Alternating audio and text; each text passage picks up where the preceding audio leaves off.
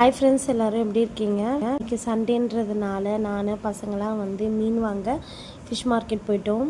மத்தியானம் ஒரு 12 மணிக்கு போல் போயிருந்தோம். வெயில் பார்த்திங்கன்னா செம்ம வெயில் கொளுத்துது. கூட்டம் செம்ம கூட்டமாக இருந்துச்சு. வெயிட் பண்ணி வாங்குற மாதிரிலாம் கூட்டம் கிடையாது, வர்றதும் போகிறதுமா இருந்துச்சு.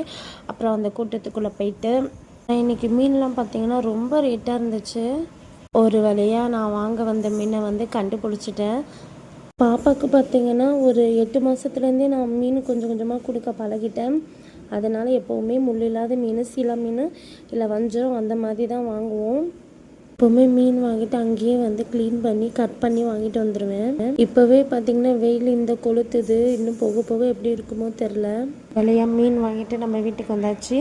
சூப்பராக கட் பண்ணி கொடுத்துட்டாங்க. அதை நம்ம க்ளீன் பண்ணிவிட்டு ஃபஸ்ட்டு குழம்புக்கு தனியாக, வறுக்கிறதுக்கு தனியாக நான் பிரித்து வச்சுருவேன்.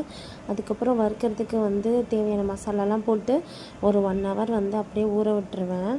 ஒரு பக்கம் மீன் வறுத்துட்ருக்கேன், ஒரு பக்கம் குழம்பு ரெடி ஆகிட்டுருக்கு.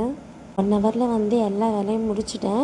சண்டே ஸ்பெஷல் நம்ம வீட்டில் என்ன டிஷ்ஷுன்னு பார்த்தீங்கன்னா, இன்றைக்கி சீலா மீன் குழம்பு, சீலா மீன் வறுத்தது, முட்டை அவிச்சது.